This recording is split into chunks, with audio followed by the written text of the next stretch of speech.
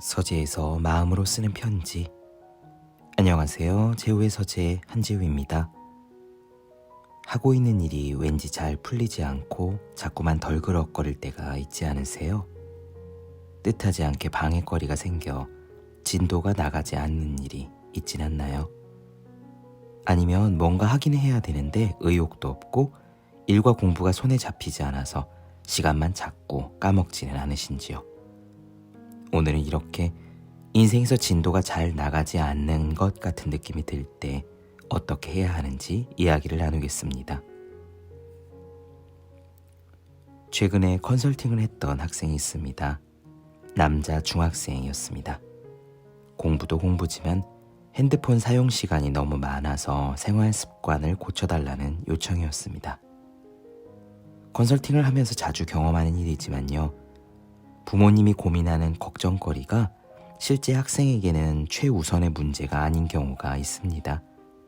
부모님은 이게 문제니까 이걸 좀 도와주세요 라고 이야기하시는데 정작 학생은 그걸 중요한 이슈로 생각조차 안 하는 거죠. 그렇기 때문에 사전에 들은 문제를 어떻게든 해결해야지 라는 생각으로 대화에 임하다가는 학생과 제대로 이야기를 풀어나가지 못하게 됩니다. 학생들은 당연히 알아요. 아, 지금 나한테 뭘 주입하려 하는구나. 지금 나한테 무슨 잔소리를 하려고 하는구나. 그래서 저는 문제는 알고 있되 컨설팅 자체는 매번 아주 맑고 투명한 호수가 된 듯한 느낌으로 다가가고 있습니다. 이 학생도 그런 케이스처럼 보였습니다. 폰 사용을 줄여야 한다는 말이 비집고 들어갈 만한 틈이 느껴지지 않았어요.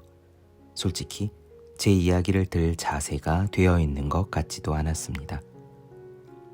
이런저런 이야기를 나누다가 제가 물었습니다. 학생은 원하는 게 뭐예요? 나중에 무슨 일을 하고 싶어요? 순간 눈빛이 반짝했습니다. 프로그래머가 되고 싶어요. 이야기가 풀리는 순간이었죠. 그럼 지금 좀 할 줄 알아요? 코딩을 좀 배웠습니다. 얼마나 배웠죠?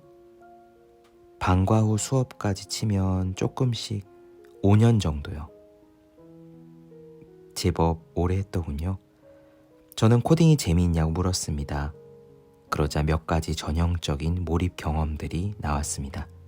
시간 가는 줄 몰랐다. 코딩을 한 뒤에 실제로 구현이 될 때 기분이 좋다. 시작하기는 되게 힘든데 막상 하면 집중할 수 있다. 이런 것들이 몰입 경험들입니다. 이 정도면 이 학생 나이에 경험할 수 있는 아주 중요한 경험들이라고 볼 수 있어요.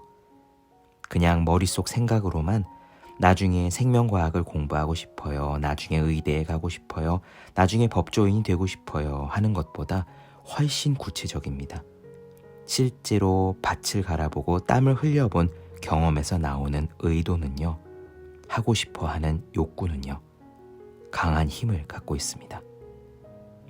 학생은 코딩을 2급까지 땄답니다. 1급은 시험 봐서 떨어졌고요. 그러면 지금 코딩 공부를 계속하고 있느냐고 물었더니 그만두었다 했습니다. 아니, 프로그래머가 되고 싶고 코딩도 재미있어 하는데 왜 그만두고 안 할까요?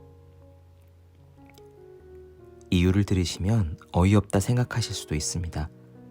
아니, 고작 그런 일로 그만둬? 라고 생각하실지도 모릅니다.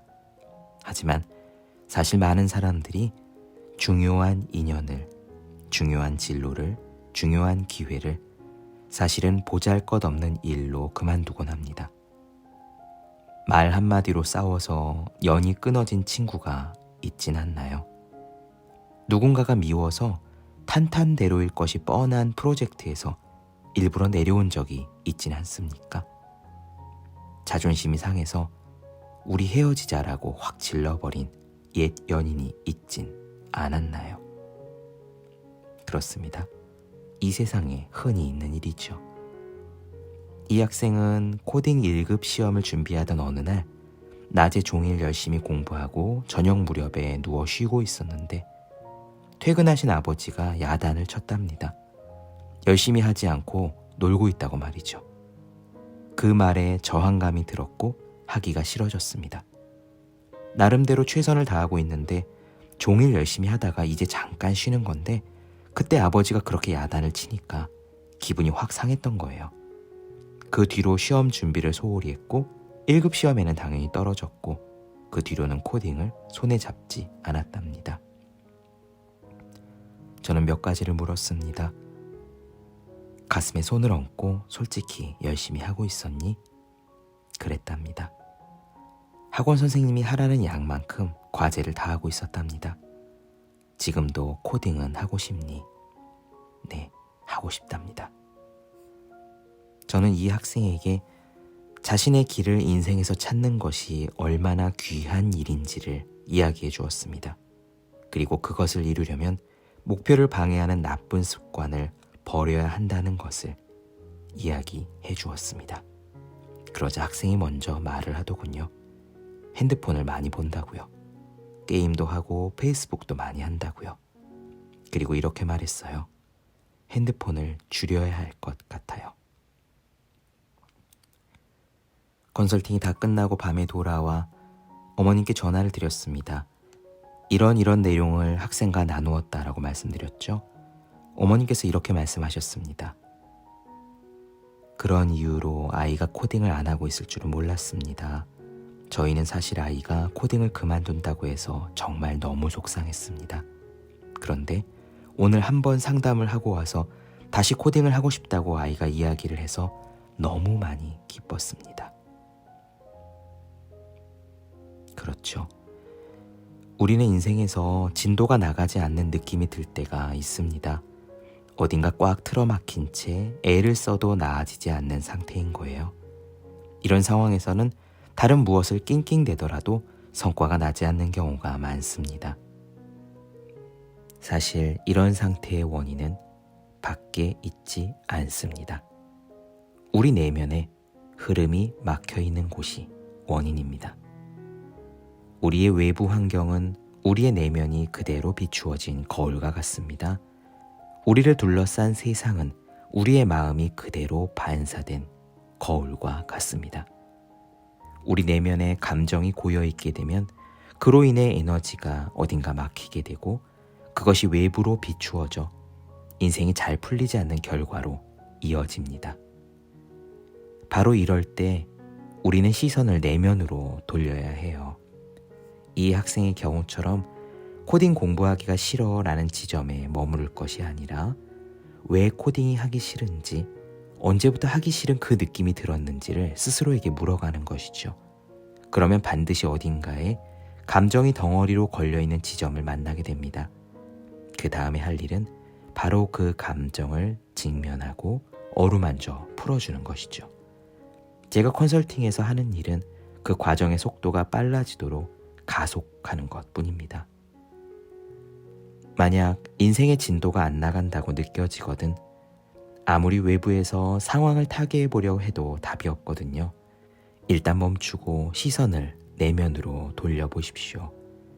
내 안에 어딘가에 어떤 불편한 감정이 있는 것일까 살펴보십시오. 저 중국 남북조 시대에 동굴에서 면벽을 하고 있던 달마 대사에게 해가가 찾아옵니다. 제 마음이 불안합니다. 저를 편안하게 해주십시오. 라고 물었을 때 달마 스님은 그저 불안한 그 마음을 이리 꺼내어 가지고 와라 라고 대꾸하죠. 바로 그와 같습니다.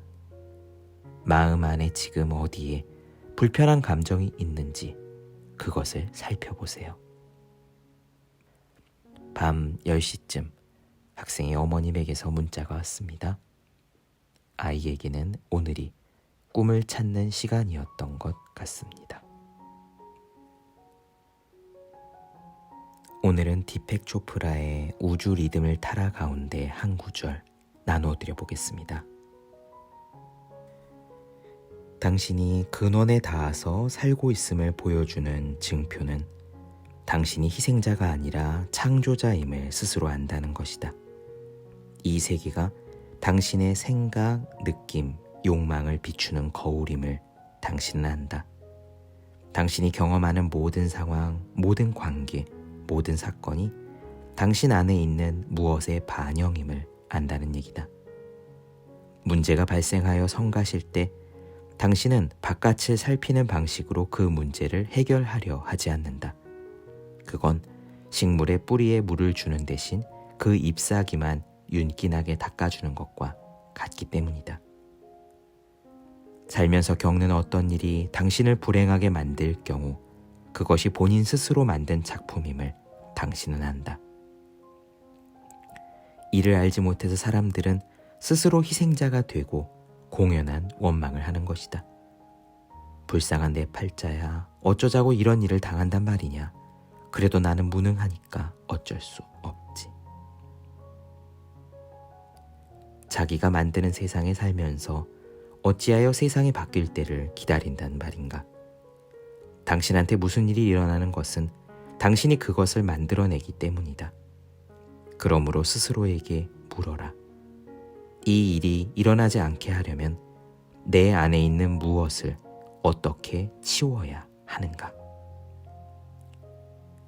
지구상의 어떤 문제도 문제의 차원에서 접근해가지고는 해결할 수 없다. 하지만 영의 차원에서는 모든 문제가 해결된다. 그러니 겉으로 보이는 환각의 세계를 넘어 눈에 보이지 않는 영의 세계로 들어가라. 영의 세계에서 당신은 창조자를 본다. 이 차원에서 당신은 더 이상 문제들과 씨름하지 않고 그것들을 넘어 위로 올라간다. 그렇게 하여 문제를 푸는 새로운 방법을 창조하는 것이다.